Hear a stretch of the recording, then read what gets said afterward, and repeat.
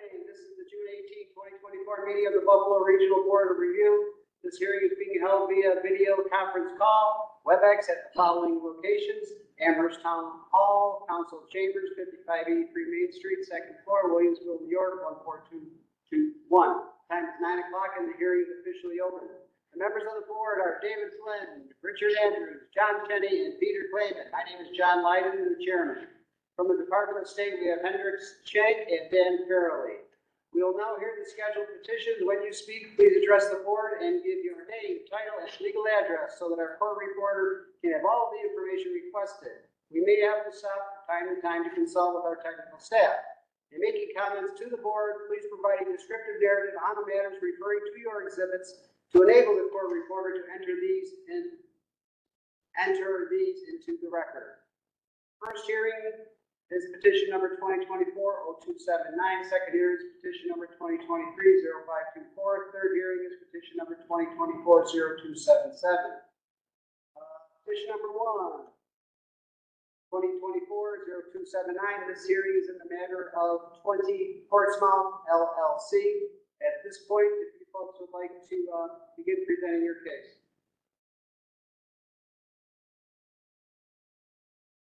John, that petition was canceled. We only have two petitions, wait. Okay, so evidently, hearing number 1 has been tabled. I guess I'm looking at the original prior to the tabling list of today's hearings. So now we're going to jump to the second hearing, petition number 2023-0524. This hearing is in the matter of William Baltes. At this point, William, you may present your case.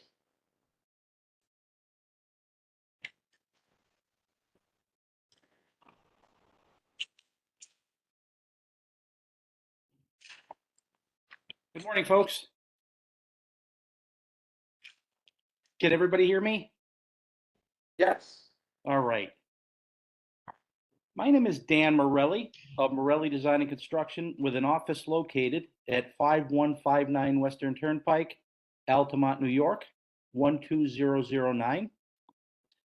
I'm representing Mr. William Baltes and his request for relief from New York State MRL Sections 30, which requires cellar ceilings to be fire rated or equipped with a sprinkler system, and New York State MRL Section 31, which requires cellar stairs to be fire retarded or equipped with a sprinkler system. I have a couple corrections as I'll go through based on what the original application was sent in about a year ago. The first correction is on page 3 of the application. It's an actual 4-unit, not a 3-unit structure. And the date of construction is 1926, not 1960. Okay, we got you. Okay. Mr. Baltes owns a 3-story, 4-unit structure located at 1369 Union Street in the city and county of Schenectady in the state of New York, which is classified as an R2 occupancy with type 5B construction and a total gross floor area of approximately 4,304 square feet, including an unfinished full basement. The building was constructed circa 1926, as just noted, and the current building layout is as follows. The basement is a full basement, which is approximately 1,000 square feet. It's unfinished and has no sprinkler system. Currently has 2 10-year lithium battery-operated smoke and carbon monoxide combo detectors, which will be completely removed from the premises and replaced with interconnected UL-rated wireless code-compliant smoke and carbon monoxide combo detectors at the same locations. Upon my inspection, we determined that the locations of the detectors were adequate to meet the code. The property owner agrees to hire an independent inspection agency to inspect the proposed wireless system upon completion and file an on-site report prior to contacting the city codes department for their required inspections. The wireless system will also be re-inspected on an annual basis by the inspection agency as required. And all doors leading to the basement shall be fire rated, self-closing, as defined by the multi-residence law. The first floor of the unit is approximately 1,000 square feet and has 2 rental units, 1 2-bedroom and 1 1-bedroom unit. Each individual dwelling unit is finished with plaster or drywall ceilings and currently has 10-year battery-operated smoke and carbon combo detectors throughout, which will be completely removed from the premises and replaced with interconnected, UL-rated, wireless, code-compliant smoke and carbon combo detectors at the same locations. And the building currently has multiple code-compliant means of egress as defined by the MRL law. All entry doors leading to each unit shall be equipped with self-closing devices.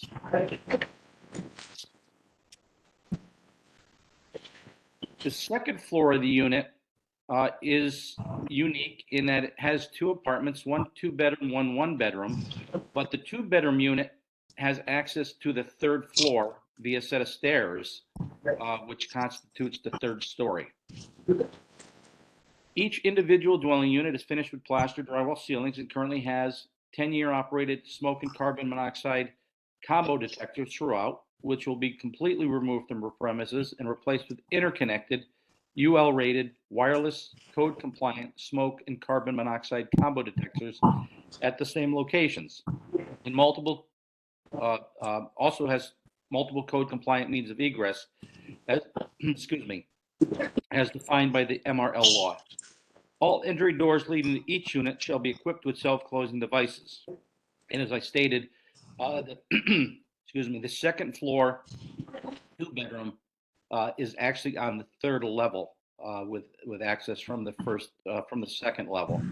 All bedrooms are currently equipped with battery-operated smoke detectors, and the carbon combo units that will be placed in the unit are within 15 feet of those bedrooms at a common point.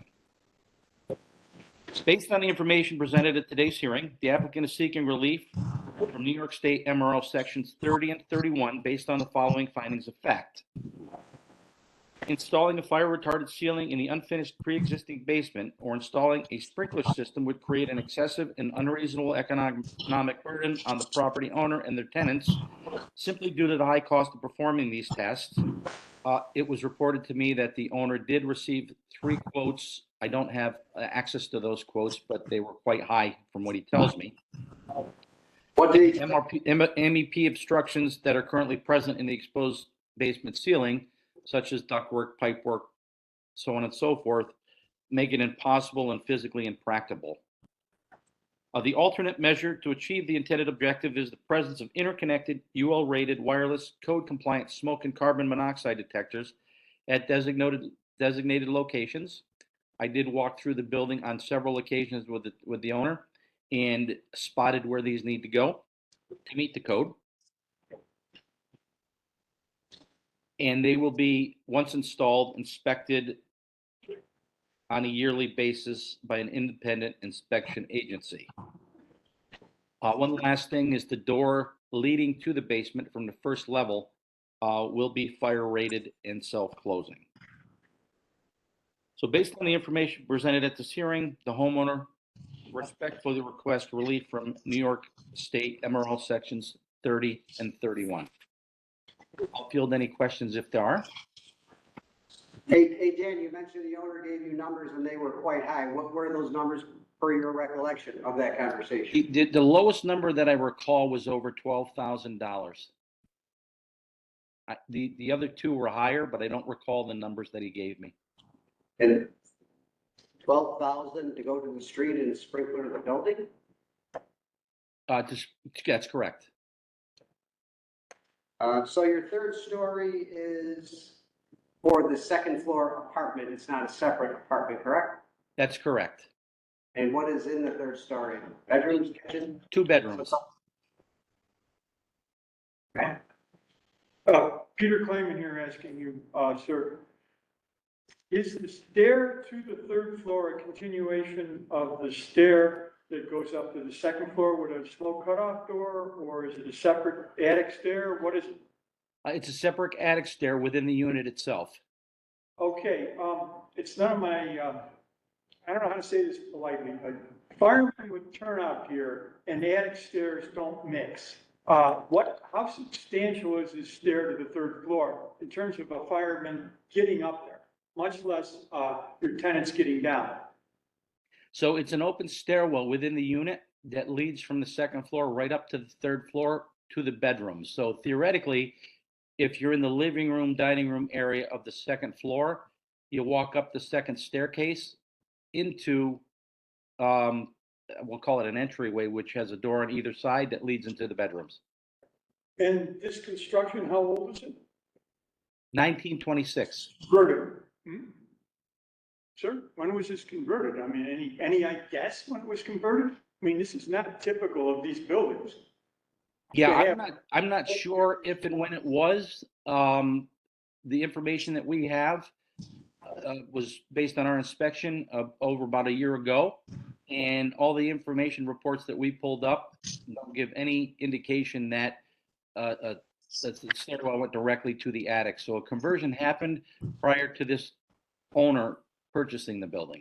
Understood completely. That I can understand. The larger question for me is historically, those buildings typically were only 2 stories, and this third story adds an element of concern by this board. Correct, because it's actually, theoretically, it was a 2-story with an attic space. How the attic was originally accessed, I don't know. I do know that the attic or bedrooms in the attic area now are accessed from that stairwell that's within the unit. But anyone in an apartment on the third floor has control of the space all the way to the door at the second floor. That's correct. So if you were in the event of an emergency, the occupants or we'll call them basically same occupants on the second floor as the third floor, they're just bedrooms, would exit the bedrooms down the stairway right to the common doorway that leads to the hallway and down the main stairs. So I think based upon Peter's questioning, this board was going to assume that your third floor occupancy is code compliant. It is code compliant, yes. So So at some point or another, You have egress. whether it was done with a permit or without a permit, it does meet the current code. If it's done without a permit, then we're taking your word for it that it meets the code, which is not something that we don't want to do. So at some point, we're going to assume the municipality allowed the third floor bedrooms per the building code, existing building code, and we're going to assume that there's egress windows and that there's lighting and there's ceiling clearances, et cetera, et cetera, et cetera. That's what we're assuming. If anybody doesn't like that assumption by this board, then it's up to them to, like the owner or the municipality, to deal with it. But this board is going to assume that your third floor is legal, okay? And that's an accurate assumption based on the fact that the building has been inspected in previous years by the building department for rental certificates, and those certificates have been issued. Okay, sounds good. But the building is not in compliance with today's code, the third story. Is that what you're saying? You're saying it was. I'm saying that it's not in compliance. I guess where Peter's coming from is that this was built prior to, we're not sure when it was actually converted. These buildings are historically 2-story buildings with an attic. When you convert the attic space, you have to put sprinklers in, you have to have egress windows. Years ago, they used to have be able to jump out the window to a 13-foot above the ground level and things like that. So it isn't built, as far as I'm concerned, it isn't built to today's code. It may have been permitted, and as John mentioned, if the municipality isn't bringing it up as an issue, we have to assume that they've approved it. And hopefully there's a code enforcement official on with us, but if he isn't, or she isn't, I guess we'll never know. But we have to assume that was converted legally at some time prior to when that code came into effect about sprinklers and egress windows, et cetera.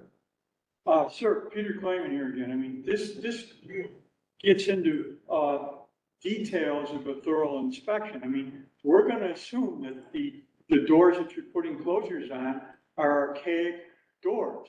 we're not gonna, we're gonna be very offended if they're hollow core flush doors that have been stuck in an old opening. I mean, No. that's the sort of thing that, the MDL law, or not the MDL, the MRL law, is concerned about, and, for good reason.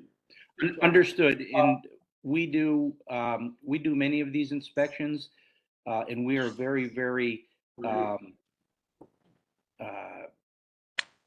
can't think of the word I'm looking for.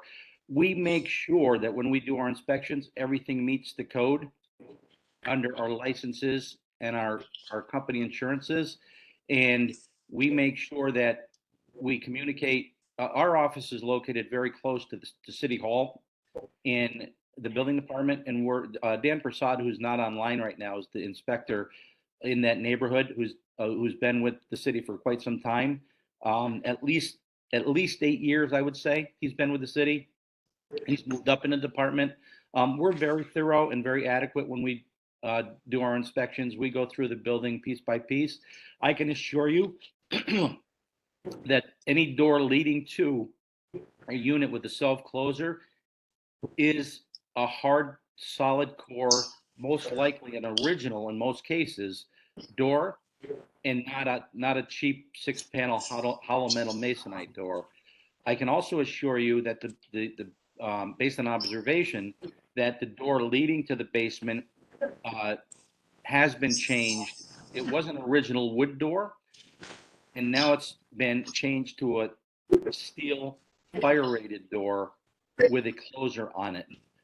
So yeah, no shortcuts were taken in any renovations. It's a historic building in a very prominent neighborhood, and all construction methods, whether current or prior to, were done correctly. One final question from Peter Klayman. You're submitting an actual plan, however, simplified, floor plan of the, fire alarm locations, the smoke detector heads, and, to the AHJ, please? Are you going to submit a plan? We certainly could. Typically in the past, we've done about 70 of these hearings already. And in the past, we've certainly done floor plan layouts, which helped. This is my first time with with the Buffalo board. I presented in Rochester and Albany many times. And excuse me, we typically do a plan. But because of they're time consuming with these older buildings and the layouts of these older buildings. So we got away from that, but we can certainly do, a schematic plan showing locations of the devices and where everything is, as we used to do for this particular project. As you might gather, the building inspector and the fire inspector are concerned about burnt toast and the location of heads in your very small apartments to minimize emptying the building whenever anybody burns toast. So from my standpoint, if you have a long-term relationship with the jurisdiction and you are comfortable telling us that you're going to get the locations right, we're comfortable as well. But again, we're taking the petitioner's word for it. Understood. And that's why we do most of the city recommends us to do, the city of Schenectady anyway, recommends our office. We're one of 3 that they recommend to do these inspections and do these presentations, simply because we're well versed in the code and where things need to be placed.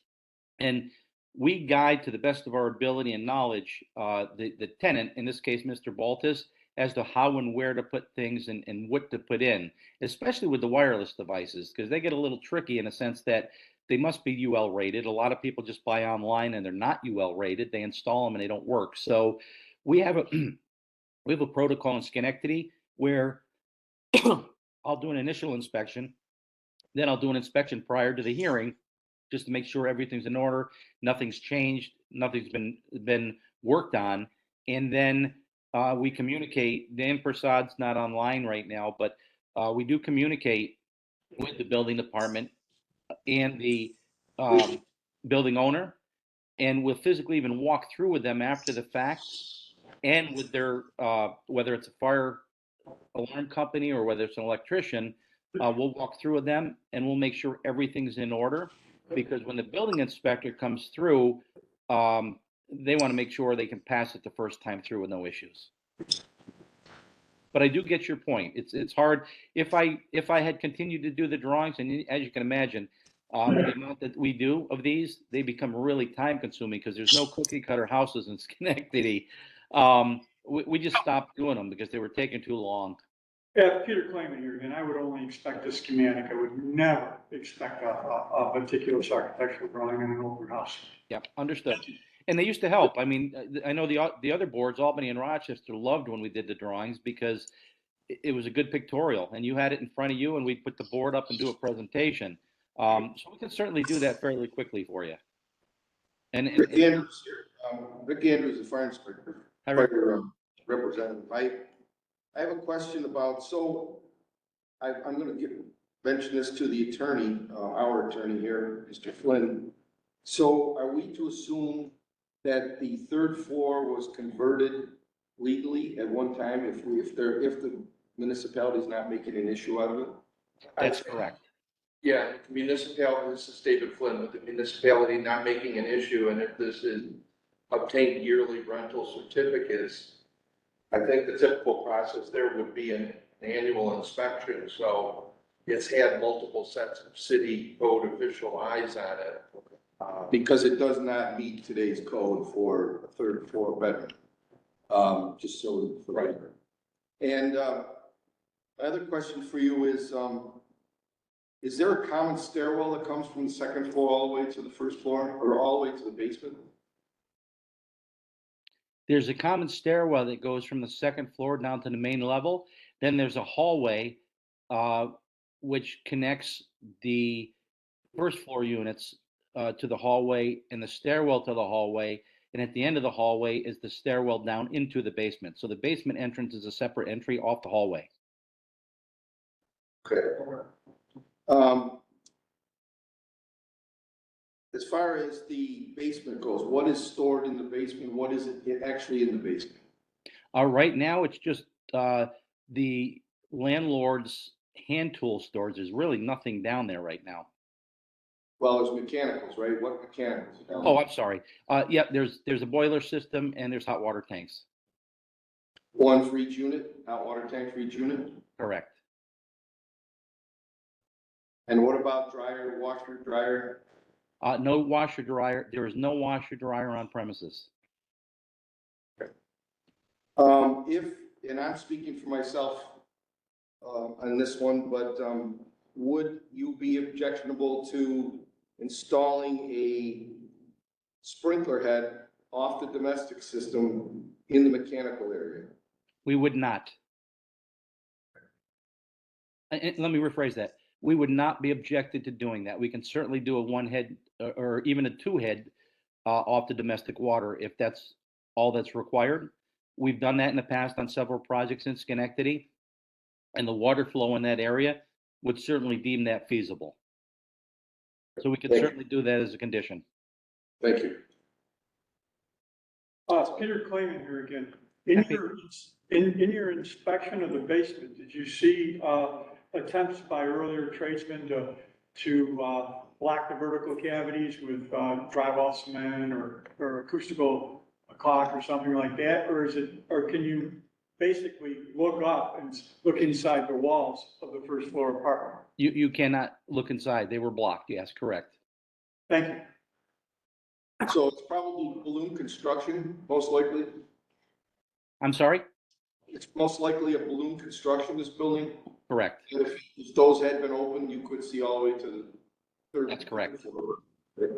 But it's blocked in the basement. Right. That's all, that's what we're looking for. Thank you.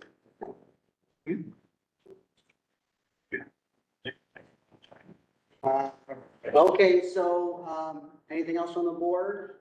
So I think a quick summary regarding the issues discussed is that the existing conditions at basement and third floor, we're going to act as if they are code compliant and that the municipality, the authority having jurisdiction, is on top of all of that with inspections, et cetera, and that this board does not have to worry that there is a violation at the third floor level regarding its legal habitable occupancy. And with that, is there anything else from you, Dan, or anybody else listening in that they would like to speak at this point? I think I've covered everything. Okay, okay, so at this point, we're gonna break. Mr. Chairman, I just want one, Yeah, I go would ahead. like one clarification from, the state. It was my understanding that multiple residence law was anything built before 52 did not require the sprinkler system or and anything built after 1952, that they had to have it. That was my understanding. Perhaps it was converted after, like, it was, and then it was converted So- in that period. After 50, it was probably converted, I see. Okay. So is that is true then? It isn't true. Okay. That's what I think. Erica Krieger, Department of Safety. What is your question? The multiple residence law, the way I understood it, is that the 1952 date was anything prior to that was grandfathered because it obviously knows when it was built. And anything after 1952 required the plaster ceiling or. There is a part of the MRL, Article 3, that applies retroactively to the pre-52 date buildings. So that's what we're And talking, that fits into this section that we're talking about. yes. Because he quotes it in his brief here, he does quote, As a multiple, assuming it was a 3-unit, right, prior, or 3 or more. like 3 or more. Good, right? Anything else from anybody? Okay, Dan, at this point, we're gonna break off and go into deliberation, and we'll, see you soon. Okay, thank you. Give folks good, 2305. We are now reconvening petition 2023-0524. The nature of grievance and relief sought, petition pertains to an existing building containing an R2 occupancy, 3 stories in height, type 5B construction, unprotected construction located at 1369 Union Street, City of Schenectady, County of Schenectady, State of New York. Relief is requested from Chapter 61B of the Consolidated Laws of New York, Multiple Residence Law, Article 3, Section 30, cellar ceilings, which states that in every such dwelling, 3 stories or more in height, the ceiling of the cellar or the lowest story, if there is no cellar, shall be fire rated or equipped with a sprinkler system unless such ceiling has already been plastered to the satisfaction of the department. The petitioner requests relief from the requirement that a fire retardant ceiling or sprinkler system be provided in the cellar of the dwelling. Item number 61, Chapter 61-B of Consolidated Laws of New York State, Multiple Residency Law, Article 3, Section 31, Inside Cellar Stairs, which states that every stair leading from the cellar to the first floor above in all old multiple dwellings shall be enclosed with fire-rated partitions and shall be equipped with a fire-retardant self-closing door located as the department may approve. Petitioner requests relief not to provide a fire-rated partition in the cellar stairs. The findings of fact. Number 1, the building that is subject of this petition is properly classified under Chapter 61B of the Consolidated Laws of New York, Multiple Residence Law, Article 1, Section 4, Section 33, as a multiple dwelling. Number 2, the subject building is approximately 4,304 square feet in gross area and was originally constructed in 1960. 1926, correction, 1926. The subject building is required to conform to the provisions of Article 3 of the Multiple Residence Law as provided in Section 25, in that it existed on July 1st, 1952, or was converted to a multiple dwelling after July 1st, 1952, and is not a hotel or similar dwelling subject to Article 4 of the Multiple Residence Law. Number 4, Article 3, Section 30 of the Multiple Residence Law requires that every such building 3 stories or more in height, the ceiling of the cellar or of the lowest story, if there is no cellar, shall be fire retarded or be equipped with a sprinkler system unless such ceiling has already been plastered to the satisfaction of the department. Number 5, the lowest story cellar ceiling in this multiple family dwelling is not enclosed with fire retardant material and does not contain a sprinkler system. A fire in the cellar could easily spread throughout the building before it is noticed. There is a mechanical system, piping, and electrical wiring along the ceiling of the unoccupied cellar, which would make installing a fire retardant ceiling very difficult. As an alternative to compliance with Article 3, Section 30 of the Multiple Residence Law, the applicant has proposed to install a wireless, interconnected smoke and carbon monoxide detection alarm system interconnected from the basement to each unit individually and would provide early warning in the event of a fire-related emergency. Number 7, Multiple Residence Law, Article 3, Section 31 requires that stairs leading from a cellar to the floor above be enclosed with fire retardant partitions and equipped with a fire retardant self-closing door. The stairway that leads to the basement is not enclosed in fire-rated construction. Number 8, the door in the basement is fire-rated and self-closing. Conclusion of law. The proposed variance will not substantially adversely affect the law. Is the sprinkler system? I didn't get there yet. We're still getting there. We're getting there. The proposed, conclusion of law, the proposed variance will not substantially adversely affect the law's provisions for health, safety, security, strict compliance, would entail practical difficulties, unnecessary hardship, and would otherwise be warranted. Such would be necessary in the light of alternatives without a loss in the level of life and safety to achieve the intended objective of the law. Wherefore, it is determined that the application for a variance from Chapter 61-B of the Consolidated Laws of New York State Multiple Residence Law, Article 3, Section 30 and 31B, and is hereby proposed to be granted with the following conditions. Number 1, that the interconnected wireless smoke and carbon monoxide detectors be provided and located throughout the building as required by the current code and in compliance with the authority having jurisdictions inspection of such. Number 2, that the property owner will hire a third-party independent code certified inspection agency to test the alarm system annually at a minimum and shall submit inspection results to the City of Schenectady Building Department.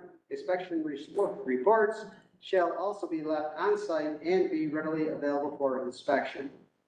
Number 3, that all alarms shall be interconnected together in conformance with NFPA 72 and may be wirelessly interconnected devices.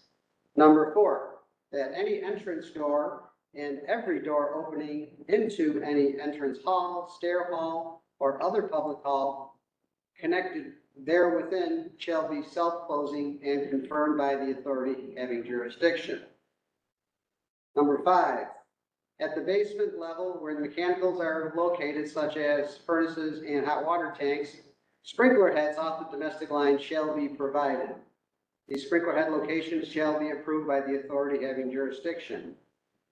Number 6, the board is acting as if the third floor unit, the third floor habitable space, and the basement space are presently in accordance with the building code as reviewed by the municipality. Once again, the assumption of the board is that the existing third floor is code compliant as is, and should be confirmed by the authority having jurisdiction. Do I have a motion to approve? Also move. Do I have a second? I'll second. Okay, votes please. Mr. Andrews? Yes. Mr. Shenny? Yes.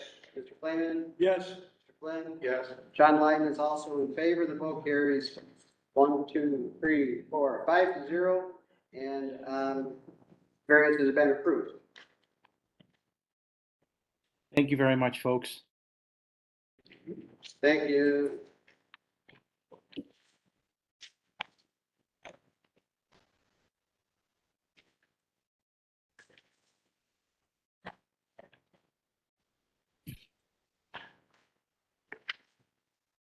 So Albany, we're going to move on to the next petition.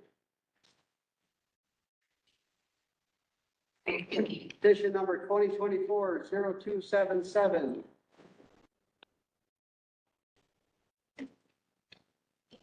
Upon the application of Veronica Benoff Gomes, and upon taking testimony and hearing arguments therein at a duly noticed hearing before the Western Region Board of Review, the hearing was held via video conference and in person at the Amherst Town Hall, 5583 Main Street, Williamsville, New York, on June 18, 2024. And upon all other papers in this matter, the board makes the following determination.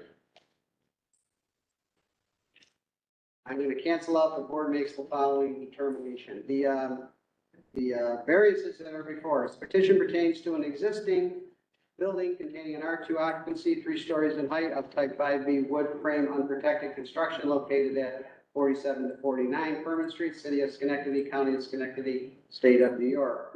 Relief is requested from Chapter 61B of the Consolidated Laws of New York, Multiple Residence Law, Article 3, Section 30, regarding cellar ceilings, which states that in every such dwelling 3 stories or more in height, the ceiling of the cellar or the lowest story, if there is no cellar, shall be fire retarded or equipped with a sprinkler system unless such ceiling has already been plastered to the satisfaction of the department. The petitioner requests relief from the requirement that a fire retardant ceiling or sprinkler system shall be provided in the cellar of the dwelling.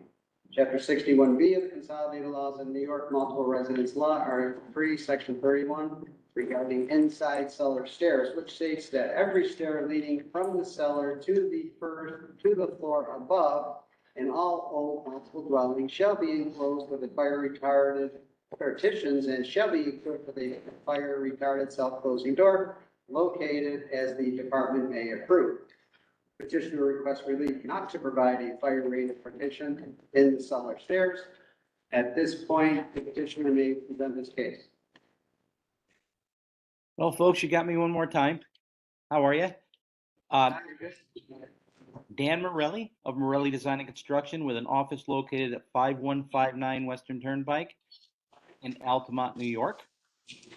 I am representing Mrs. Veronica Gomez and her request for relief from New York State MRO Section 30, which requires cellar ceilings to be fire rated or equipped with a sprinkler system, and New York State MRL Section 31, which requires cellar stairs to be fire rated or equipped with a sprinkler system. Just as a footnote, the code enforcement officer issued a violation notice for Section 30 only. Upon our inspection, we deemed that Section 31 needed to be addressed also, which is why we've included it in our application. Thank you. Mrs. Gomez owns a 3-story, 3-unit structure located at 4749 Furman Street in the City and County of Schenectady, State of New York, which is classified as an R2 occupancy with type 5B construction and a total gross floor area of approximately 5,580 square feet, including an unfinished full basement. The building was constructed circa 1900.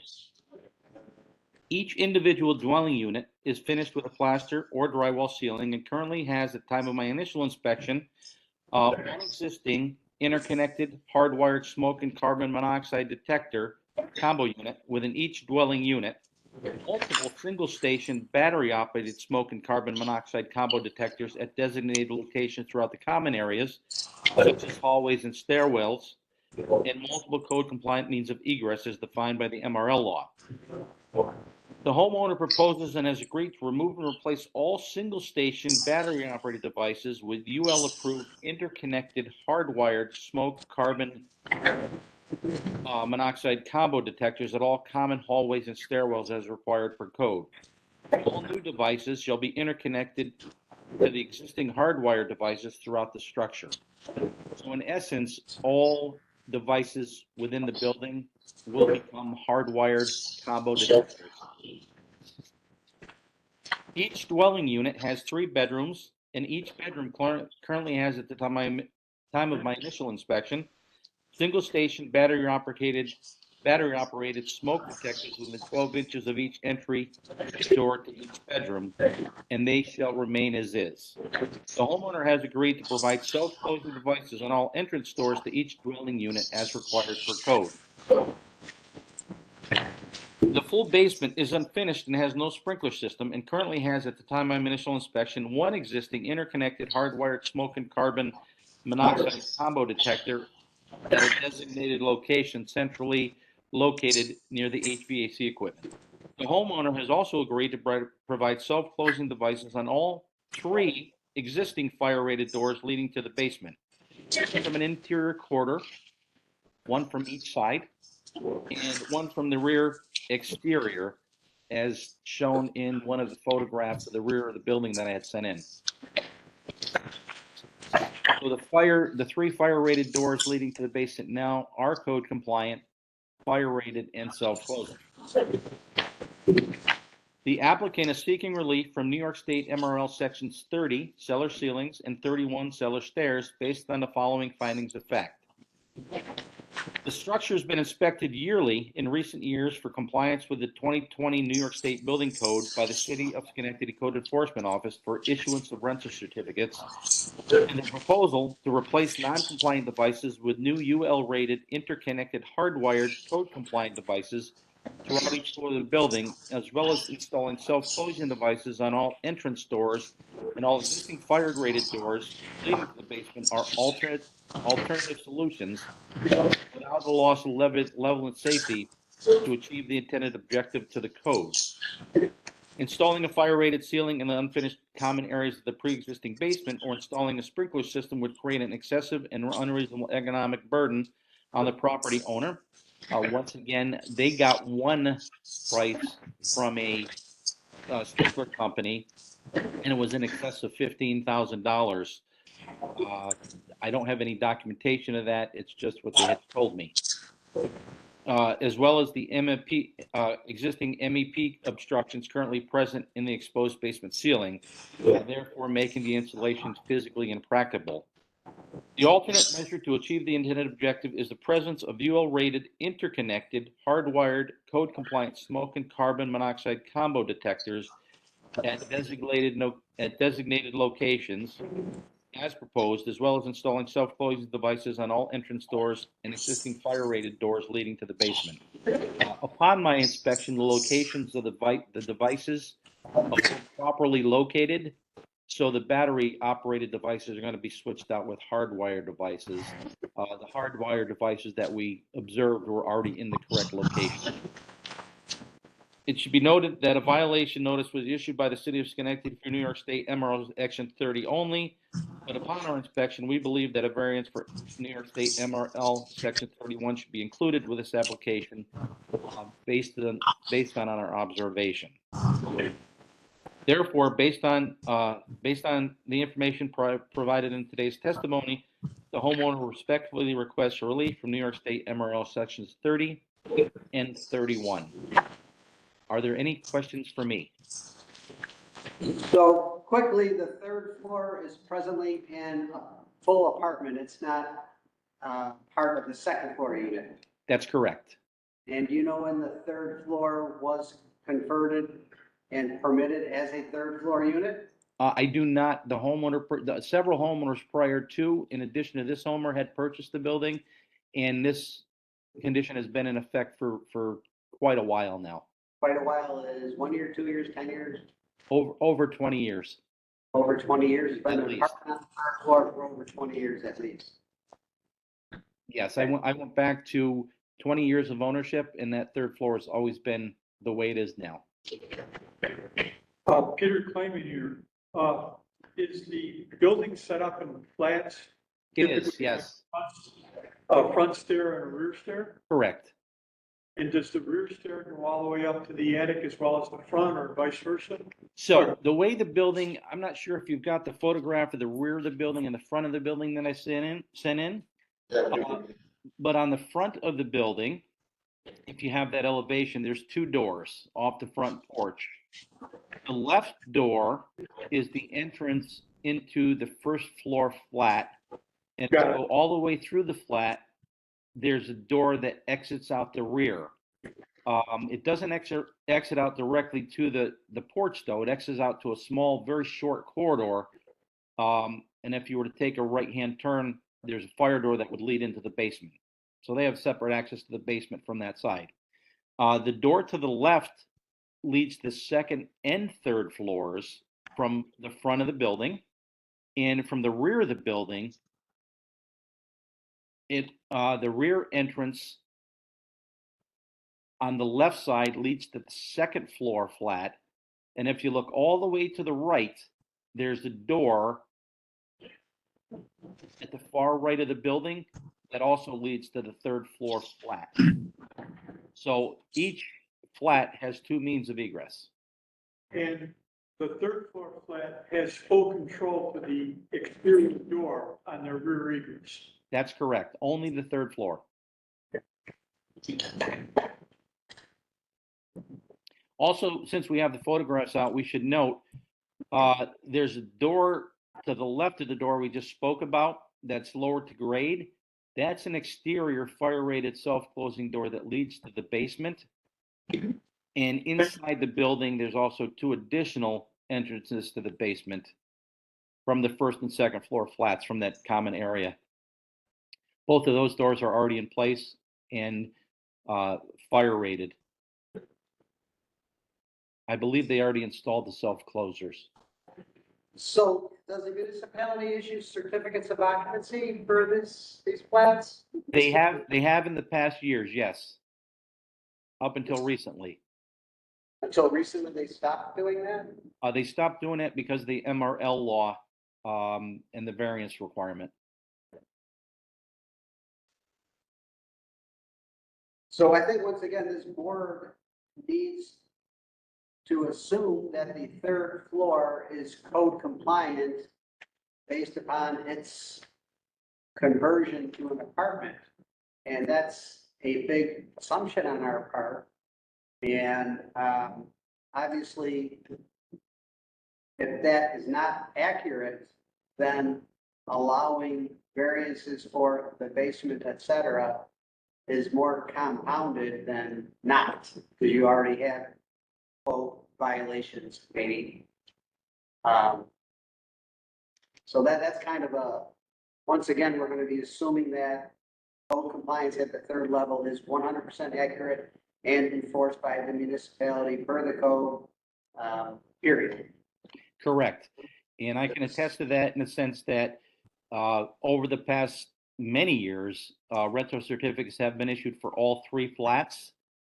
Upon my inspection of all three flats, it's a unique situation. I was actually born and raised in these communities years ago, and you're absolutely correct. There were two flats with an attic space, and way back when, and I'm going back 40, 50 years, these attic spaces were basically converted into living units illegally.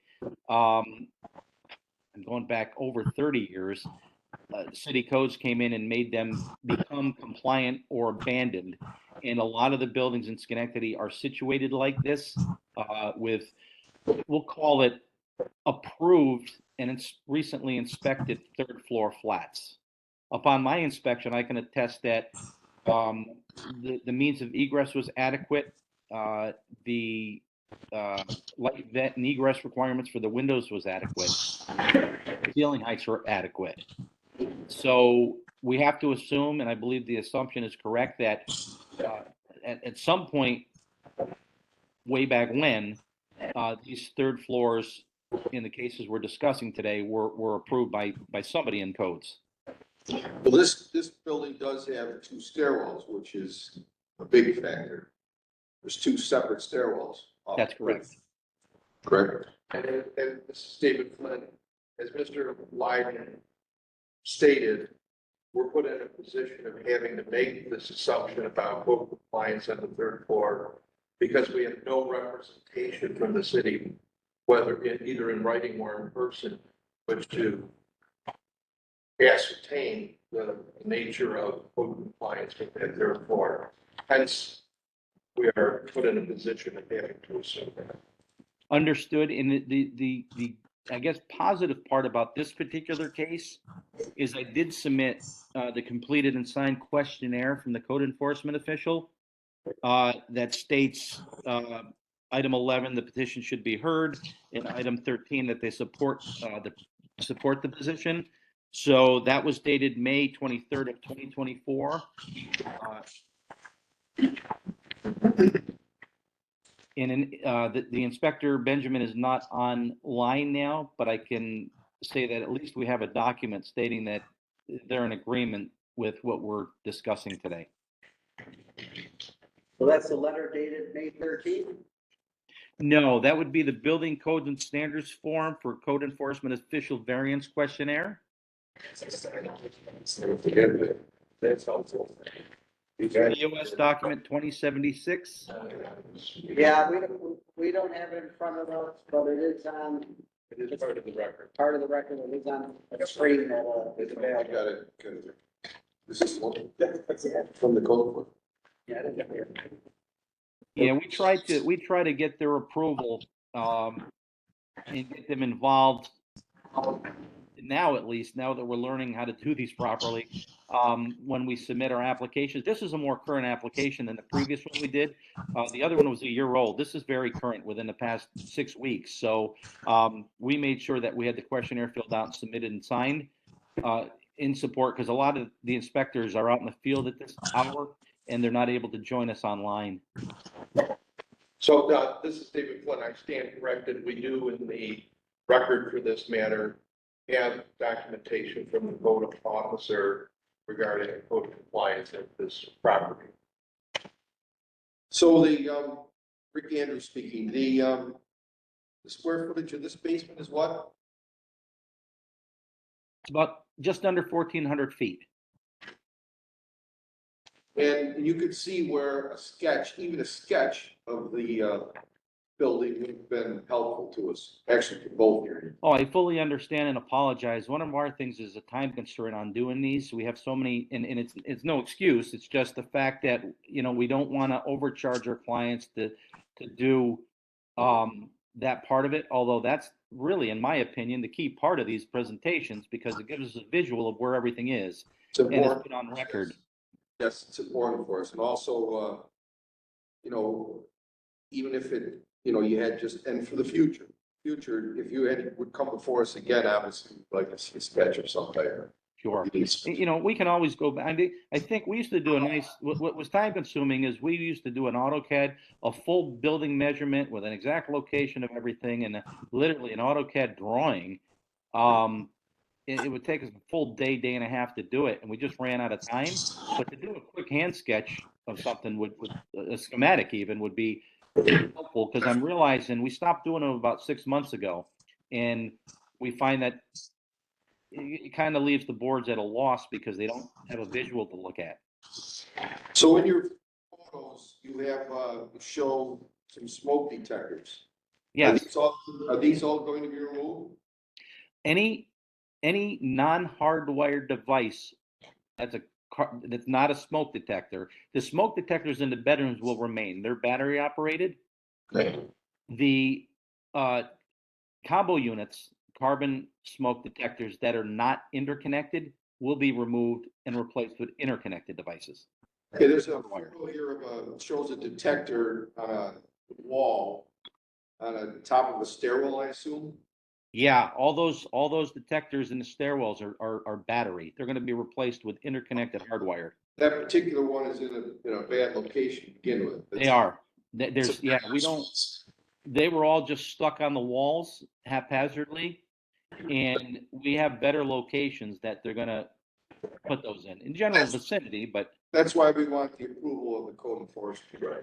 Be able to space them where they should be located. Again, I asked you about the sprinkler system, if you would be in favor of installing a couple of heads into the basement where the mechanicals are located. and again, I don't, as long as it's not a full-blown system and we can go off the domestic water line, and that area does have the pressure to do so. Typically, we found in the past that just tapping off a domestic water line with a couple of heads is very reasonable ask, and I would not be opposed to doing that. Okay. Thank you. Also, Anything additional from the board? Anything additional from the audience, from Albany? Okay, Dan, I think we're good. We're gonna break into deliberation and get back to you. Okay, Thank you. Going off the record, 0277. Back on the record. Albany, you there?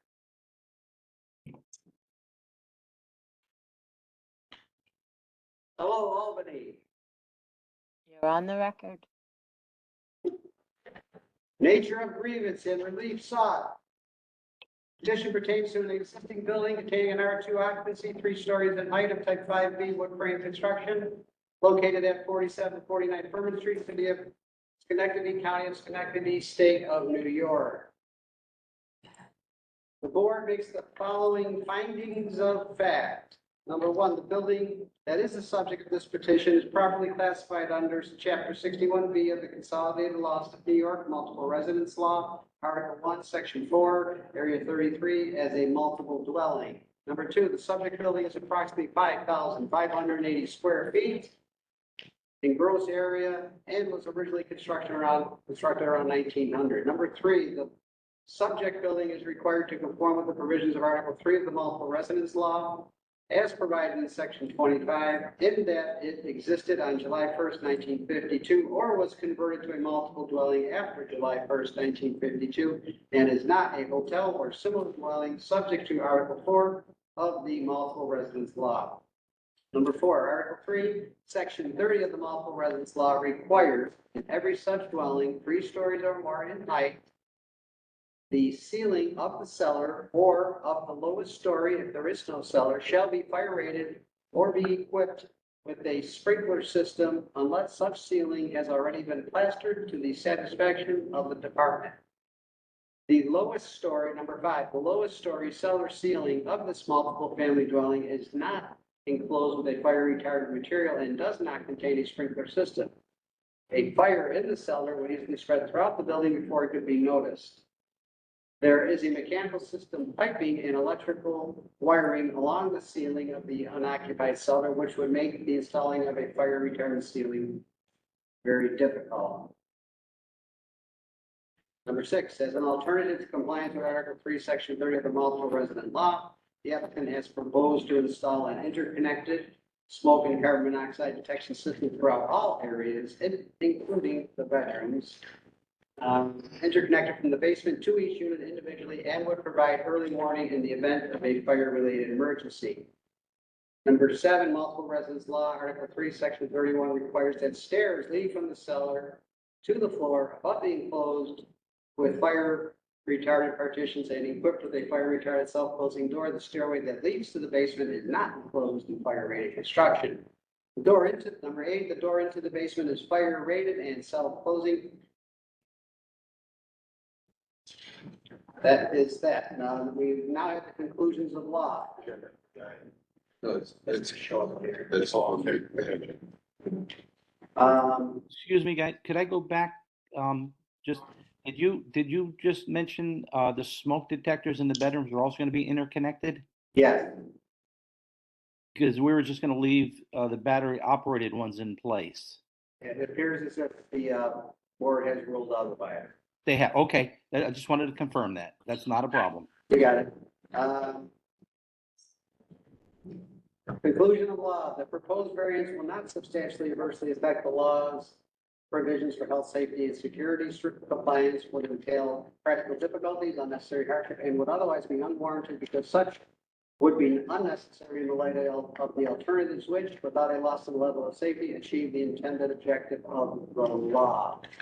Wherefore, it is determined that the application for variance from Chapter 61B of the Consolidated Laws of New York, Multiple Residence Law, Article 3, Sections 30 and 31, be and is hereby proposed to be granted following conditions: that the interconnected wireless smoke carbon monoxide detector be provided and located throughout the building as required by the current code, including the bedroom. Excuse me, Mr. Chairman, that's not hardwired.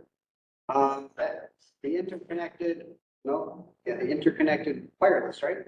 Like it's gonna have Hardwired. So I will strike that. Number 1, that the interconnected hardwired smoke and carbon monoxide detectors be provided and located throughout the building as required by the current code. Number 2, that the property owner shall hire a third-party independent code certified inspection agency to test the alarm system annually at a minimum and shall submit inspection results to the City of Schenectady Building Department. Inspection reports shall also be left on site and be readily available for inspection. Number 3, that all alarms shall be interconnected together in conformance with NFPA 72 and be interconnected devices. And approved by the local. And approved by the local authority having jurisdiction. Number 4, that any entrance door and every door opening into the entrance hall, stair hall, or other public hall connected there within shall be self-closing. Number 5, that the authority having jurisdiction has agreed to go along with the ruling of the board regarding this variance. And provided the necessary paperwork as such. Number 6, sprinkler protection shall be provided at the basement level over the mechanical areas where the furnaces and or hot water tanks are located. The actual location of the sprinkler head shall be done in accordance with the authority having jurisdiction regarding the locations and number and quantity. At this point, we're going to read a negative declaration for short EFF. Number 1, that the Board of Review find and determine that the issuance of a variance in petition 2024-0277 will not have a significant environmental impact and will not have a significant adverse effect on any significant fish or wildlife habitat, scenic resource of statewide significance, importance agricultural land or area included in an approved local waterfront revitalization program. And number 2, that the Department of State be authorized to sign and deliver on behalf of the Board of Review and the Department of State, the State Environmental Quality Review Act short environmental assessment form indicating that no or small impact may occur. In response to each question in part 2 of the form, and determining in part 3 of the form that the proposed action will not result in any significant adverse environmental effects. And at this point, do we have a motion? Excuse me, Mr. Chairman. Yes. Condition number 5, can you read that one again and explain what that means? We get that correct. Yeah, I think that. Is that about the legal thing? It should have been. Okay. So I'm going to attempt to reword number 5 for the sake of the record. The board has received. So that goes under You want me to the go back? findings of fact. Yeah, Okay, so, number 9, findings of fact. okay. So number 5 that dealt with, The code that's called. I think we need. no, at this point in time, we're going to go back to number 9 as one of our findings. And previously, number 9 did not exist, and now it does, and it will read as follows. The code enforcement official for the city of Schenectady was not present during the hearing, however, provided written consent with the authority have its jurisdiction that they are in favor and certify they're in favor of this hearing, and they also certify code compliance for the basement and 3rd floor.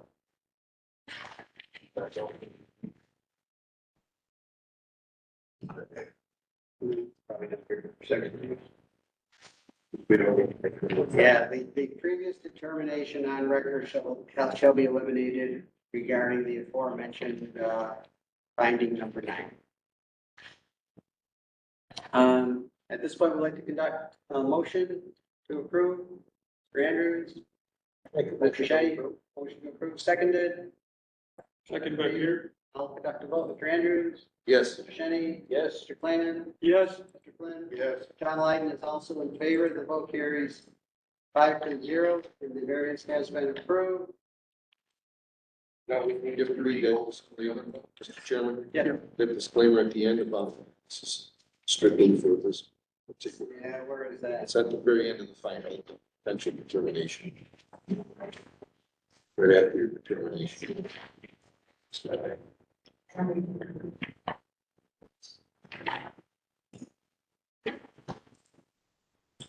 This decision is limited to the specific building application before it as contained within the petition and should not be interpreted to give implied approval of any general plans or specifications presented in support of this application. The hearing is now concluded. Thank you. Thank you, folks. We'll see you next time. Okay, can't wait. Now we've got to reopen the prior. To the record. Entering into the record. the negative declaration for short EAF for the Board of Review. Number one, that the Board of Review find and determine that the issuance of a variance in petition 2023-0524 will not have a significant environmental impact and will not have a significant adverse effect on any significant fish or wildlife habitat, scenic resource, or statewide significance, important agricultural land or area included in and through local waterfront revitalization program. And number two, that the Department of State be authorized to sign and deliver on behalf of the Board of Review and the Department of State, the State Environmental Quality Review Act short environmental assessment form indicating that no or small impact may occur in response to each question in part 2 of the form, and determining in part 3 of the form that the exposed action will not result in any significant adverse environmental impacts. That concludes the addendum to the earlier hearing at this point regarding 2023-0524. At this point, the board is done for the day. Thank you. Have a good day, folks. Thank you. Going off.